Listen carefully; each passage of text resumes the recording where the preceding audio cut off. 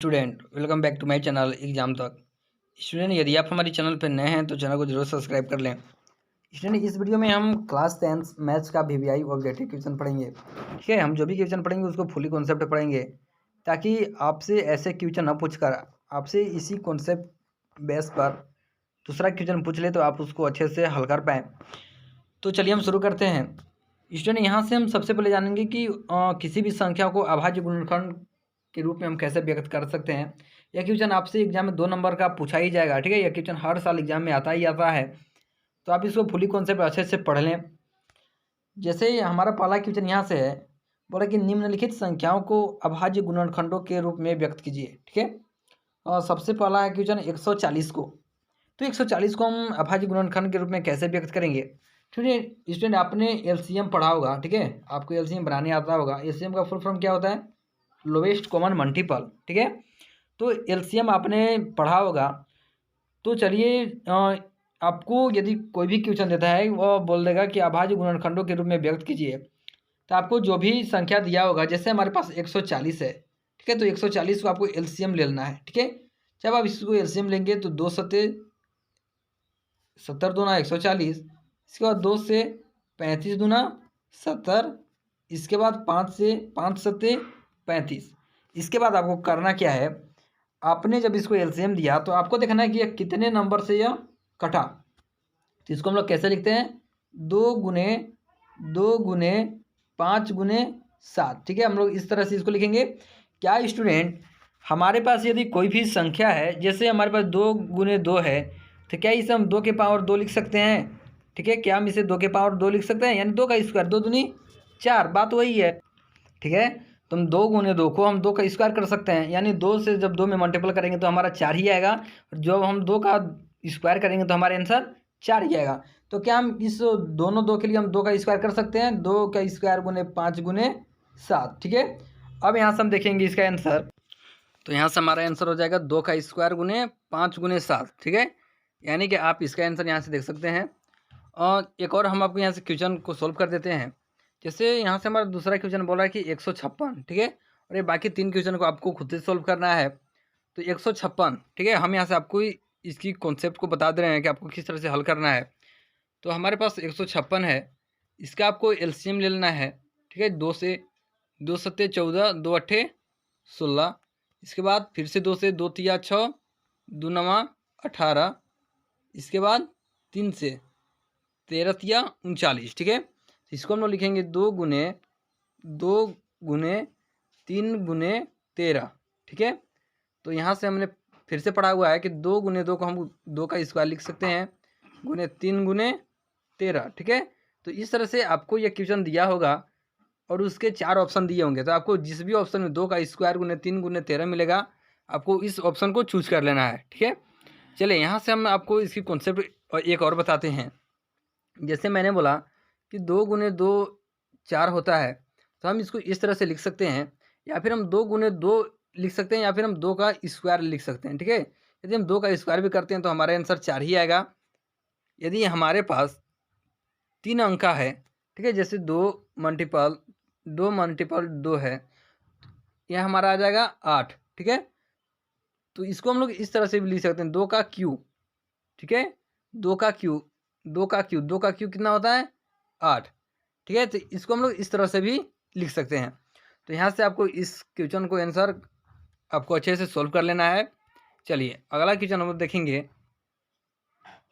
Next question है कि पूर्णांकों के निम्नलिखित युग्मों के एचसीएफ और एलसीएम ज्ञात कीजिए तथा इसकी जांच कीजिए कि 2 संख्याओं का गुणनफल जो होता है वह एचसीएफ गुने एलसीएम है।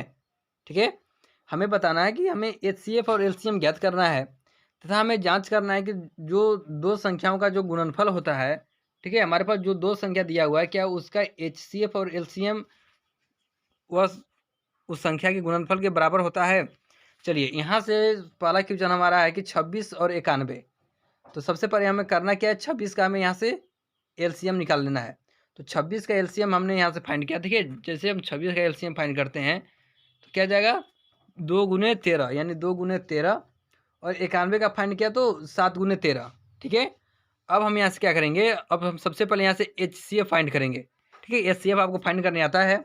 जैसे 26 का हम लोग LCM किए तो हमारा आ गया 2 गुने 13 और 91 का किए तो हमारा आ गया 7 गुने 13। ठीक है, और HCF क्या होता है, HCF वो होता है कि वो संख्या जो दोनों के गुणनफल में मिले, यानी यहाँ से दोनों के गुणनफल में कौन मिल रहा है, 13, यानी कि हमारा HCF कितना हो जाएगा यहाँ से 13 और LCM कितना हो जाएगा 2 गुने 13 गुने 7। ठीक है, तो इसके बाद हमने यहाँ से क्या किया, HCF हमारा 13 हो गया और LCM हमारा जब हमने मल्टीपल किया तो कितना आ गया 182। अब यह पूछ रहा है कि हमें बताना है कि दो संख्याओं का गुणनफल जो होता है क्या उसके HCF और LCM के गुणनफल के बराबर होता है। तो यहाँ से हमने क्या किया कि हमने दो संख्याओं का गुणनफल यानी कि 26 और 91 को आपस में गुना कर दिया तो हमारा कितना गया 2366। ठीक है, इसके बाद हमारा जो इसमें HCF है और जो LCM है, ठीक है, दोनों को आपस में मल्टीपल किया यानी कि 13 गुने 182, 13 गुने 182 किया तो हमारा आंसर कितना आया 23 गुने 2366, यानी कि दो संख्याओं का गुणनफल और HCF गुने LCM हमारा कितना गया इक्वल आ गया। ठीक है, हमें यही प्रूव करना है। ठीक है, चलिए इसका एक और क्वेश्चन हम लोग देख लेते हैं। यह क्वेश्चन हर साल एग्जाम में पूछा जाता है। सेकेंड क्वेश्चन जैसे हम यहाँ से देख लेते हैं 510 और 92 का। ठीक है, तो 510 का जब हम यहाँ से LCM फाइंड करते हैं तो 510 का LCM आ जाएगा 2 गुने 3 गुने 5 गुने 17। ठीक है, यह 510 का LCM आ जाएगा और 92 का आ जाएगा 2 गुने 23।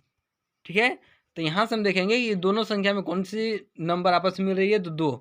तो हमारा HCF क्या हो जाएगा, HCF हमारा हो जाएगा 2 और LCM क्या हो जाएगा 2 गुने 3 गुने 5 गुने 17 गुने 2 गुने 23।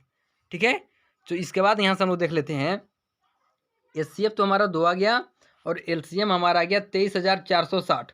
ठीक है, तो एक हमारा जो फार्मूला है कि दो संख्याओं का गुणनफल बराबर HCF गुने LCM, इस फार्मूले पे हम इसको पुट करेंगे तो हमने यहाँ पे क्या लिखा कि दो संख्याओं का गुणनफल यानी 510 गुने 92, 510 गुने 92 जब हमने किया तो हमारा 46,920 आया। इसके बाद हमने इसके HCF और LCM को आपस में मल्टीपल किया। ठीक है, जब HCF और LCM को आपस में मल्टीपल किया तो हमारा आंसर आया 46,920। ठीक है, यानी कि दो संख्याओं का गुणनफल और HCF गुने LCM करने पे हमारा क्या आया, जो भी नंबर आया वो हमारा इक्वल आया। ठीक है, तो इस तरह से आपको संख्या दी रहेगी, आपको उसका LCM फाइंड करना है तथा HCF फाइंड करना है और आपको इस फॉर्मूले पे उसको पुट करना है। ठीक है, इस फॉर्मूले को आप यहाँ से अच्छे से याद कर लें। ये फॉर्मूला होता है दो संख्याओं का गुणनफल, ठीक है, जो भी आपको नंबर दिया रहेगा उसका गुणनफल इक्वल टू HCF गुने, ठीक है, HCF गुने LCM। ठीक है, ये फॉर्मूला आपको दिया रहेगा। इसके बाद हम लोग नेक्स्ट क्वेश्चन देखेंगे। ठीक है, नेक्स्ट क्वेश्चन ऐसा ही है कि 336 और 52 का आपको LCM निकाल देना है तथा उसका HCF निकालना है और दोनों संख्याओं को आपस में मल्टीपल कर देना है और इसकी जो भी HCF और LCM आएगी उसको आपस में मल्टीपल कर देना है। ठीक है, जैसे 336 का यहाँ से LCM लिया तो आ गया 2 गुने 2 गुने 2 गुने 7। ठीक है, और यहाँ पे जब किया तो इसका आ गया 2 गुने 3 गुने 3। ठीक है, तो इस तरह से आपको इसको अच्छे से सॉल्व कर लेना है। इसके बाद यहाँ से हम इसकी नेक्स्ट क्वेश्चन देखेंगे। बोला कि अभाज्य गुणनखंड विधि द्वारा निम्नलिखित पूर्णांकों के LCM और HCF ज्ञात कीजिए। ठीक है, HCF और HCF आपको ज्ञात करना है अभाज्य गुणनखंड विधि द्वारा, यानी कि सबसे पहले आपको LCM फाइंड कर लेना है। जो भी नंबर दोनों में मिलेगा वो हमारा HCF हो जाएगा और बाकी संख्याओं को मल्टीप्लाई कर देंगे तो हमारा LCM प्राप्त हो जाएगा। जैसे यहाँ से हमने क्वेश्चन नंबर दिया हुआ है कि 12, 15 और 21 का, तो हमने 12, 15 और 21, ठीक है, 12, 15 और 21। ठीक है, सबसे पहले हमें इसका LCM निकाल लेना है। 12 का 2 गुने 6, यहाँ से हम लेते हैं 2 गुने 2 गुने 3, 15 का आ जाएगा 3 गुने 5 और 21 का आ जाएगा 3 गुने 7। ठीक है, तो यहाँ से हम देखेंगे कि कौन से नंबर तीनों में मैच खा रही है, तो हमारा है वह 3।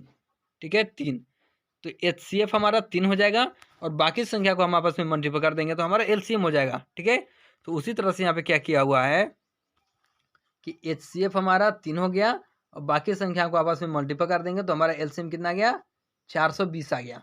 ठीक है, एक और क्वेश्चन हम इस पे देख लेते हैं, जैसे कि 17, 23 और 29। ठीक है, 17, 23 और 29। तो 17 का एलसीएम कितना होता है, 17 का एलसीएम 1 गुने 17, और 23 का होता है 1 गुने 23, और 29 का होता है 1 गुने 29। ठीक है, यानी कि HCF यहाँ से हमें 1 मिल जाएगी, और बाकी संख्या को जब आपस में मल्टीप्लाई कर देंगे तो हमारा एलसीएम फाइंड हो जाएगा। ठीक है, तो एलसीएम HCF हमारा 1 और बाकी संख्या को आपस में मल्टीपल किया तो हमारा एलसीएम यहाँ से फाइंड हो गया। क्लियर है? तो इस तरह से आपको ऐसे क्वेश्चन दिया रहेगा, आपको उसको फुली कॉन्सेप्ट पहले सॉल्व करना है। यदि आपसे वो पूछता है कि दो संख्याओं का गुणनफल बराबर HCF गुने एलसीएम, आप वहाँ पे प्रूफ करें, तो आपको सबसे पहले उसका एलसीएम और HCF फाइंड करना होगा। उसके बाद जो भी संख्या आपको दिया रहेगा उसको आपस में मल्टीपल कर देना है, और एलसीएम HCF को आपस में मल्टीपल कर देना है। ठीक है, और इस तरह से आपको यदि 3 संख्या दिया रहेगा, 2 संख्या दिया रहेगा, 4 संख्या दिया रहेगा, और आपसे पूछेगा कि इसका HCF और एलसीएम फाइंड करें, तो सबसे पहले सभी संख्याओं को एलसीएम निकाल लेना है। उसके बाद देखना है कि जो भी नंबर दोनों में मैच खाएगी वो हमारा HCF हो जाएगा, और उन HCF नंबर को छोड़ के बाकी सभी नंबर को हम आपस में मल्टीपल कर देंगे तो हमारा एलसीएम फाइंड हो जाएगा।